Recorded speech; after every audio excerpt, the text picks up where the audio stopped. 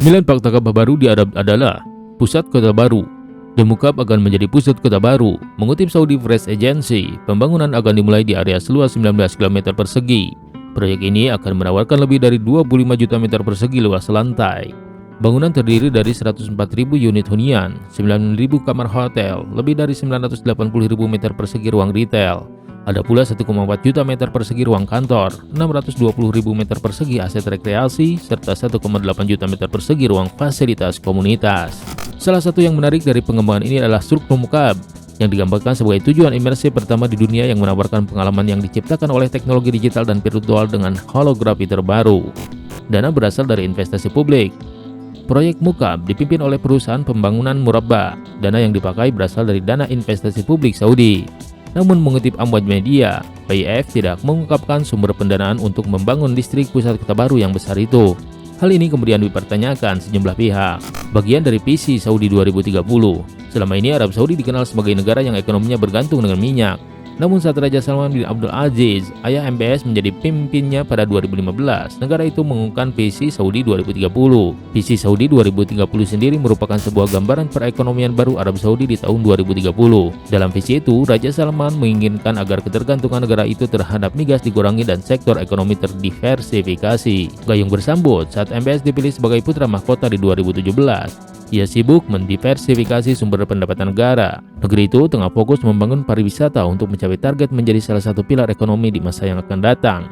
Pariwisata akan menjadi penyokong PDB kedua setelah minyak. Kocek 500 USD miliar lebih digelontorkan untuk proyek-proyek besar. Ini untuk merevolusi pariwisata kerajaan agar sesuai dengan tren kelayak nasional dan internasional. Reformasi dirancang untuk membuka diri terhadap dunia termasuk aturan untuk mengakomodasi investasi di sektor pariwisata. Terobosan lain adalah e-visa dapat dikeluarkan untuk pelancong hanya dalam waktu 5 menit. Produksi minyak menurun. Ini juga terjadi karena sejumlah ramalan soal mulai ditinggalkannya energi fosil, termasuk minyak yang jadi andalan Arab Saudi. Minyak akan jadi salah satu yang paling mengalami penurunan permintaan terutama dari transportasi yang selama ini memberikan sumbangsi terbesar terhadap permintaan minyak dunia. Peralihan ke energi terbarukan karena masalah emisi karbon dunia, sehingga terjadi kesepakatan negara-negara untuk bersama-sama mengurangi emisi karbon. Negara Arab Saudi adalah penyumbang emisi karbon terbesar kedua di daerah Timur Tengah setelah Iran. Menurut IEA, dalam Outlook Energi 2021, tingkat permintaan minyak akan turun hingga 104 juta barel per hari pada pertengahan 2030-an. Ini kemudian turun sangat sedikit hingga 2050.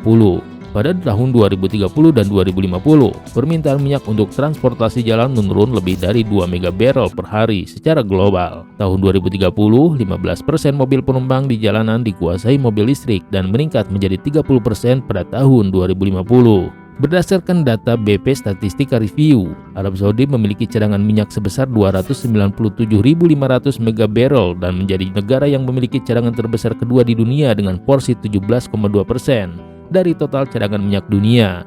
Negara ini berada di urutan kedua dengan produksi 11.039 mega barrel per hari. Bagian proyek gila MBS. Sebenarnya ini bukan proyek megah pertama yang diumumkan Arab Saudi dalam beberapa tahun terakhir.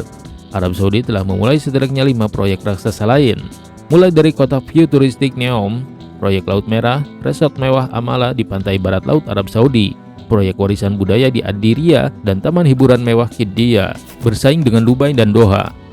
Pembangunan Mukab, termasuk yang lainnya, kemudian dikaitkan dengan cara Arab Saudi memenangkan lomba melawan Dubai dan ibu kota Qatar, Doha, yang telah lebih dulu mencoba memposisikan diri sebagai pusat pariwisata dan investasi regional. Menjadi yang kedua dalam lomba selalu merupakan tempat yang sulit untuk memulai ketika Anda ingin menjadi pemimpin, kata Direktur Program Kebijakan Teluk dan Energi di Washington Institute, Simon Henderson, dikutip CNN International. Mereka telah menghabiskan waktu puluhan tahun untuk tidak menarik pengunjung asing non-muslim. Tambahnya lagi, kontroversi mirip Ka'bah. Mukab menuai kritik karena kemiripan bangunan dengan Ka'bah, bangunan suci umat Islam di kota lain Arab Saudi, Mekah. Ini memicu reaksi terhadap apa yang mungkin diharapkan oleh MBS. Bagi saya hanya tahu Murabba mengacu pada Ka'bah, kata Direktur Demokrasi for the Arab World Now, Abdullah Al-Aoud, dalam sebuah cuitan. Kritikan juga datang dari seorang komedian Mesir Adel Imam, menyamakannya dengan bentuk Ka'bah. Ia juga menyindir pembangunan Mukab bak agama baru. Mereka mengikuti agama baru,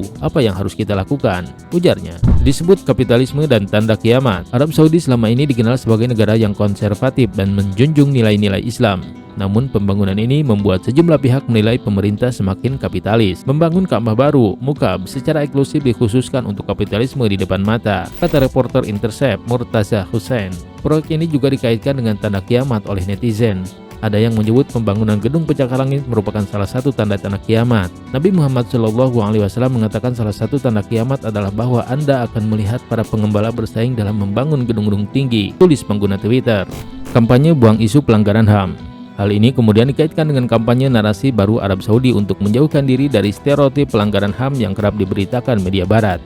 Beberapa kasus misalnya soal ketidaksetaraan lelaki dan perempuan, berbicara di depan umum termasuk kasus kematian jurnalis Jamal Khashoggi. Dulu Anda akan berdiskusi negatif tentang Arab Saudi yang berafiliasi dengan pelanggaran hak asasi manusia, kata peneliti di Institut Studi Timur Tengah, King's London, Andreas Craig. Tapi sekarang mereka mencoba mendorong narasi baru untuk menjadi negara pembangunan dan negara yang dapat membangun kota-kota futuristik, ujarnya. Guide pelancong non-muslim.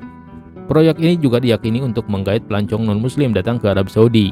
Arab Saudi memang selama ini bergantung pada para wisata Islam, terutama haji dan umroh. Mengutip Global Destination Cities Index yang dirilis oleh Mastercard, Arab Saudi selama ini memang berhasil memperoleh pendapatan sebesar 20 miliar dolar atau 300 triliun dari turis muslim pada 2018 melalui penyelenggaraan ibadah haji. Di 2022 silam, pendapatan Arab Saudi dari haji diperkirakan bisa mencapai 30 miliar dolar.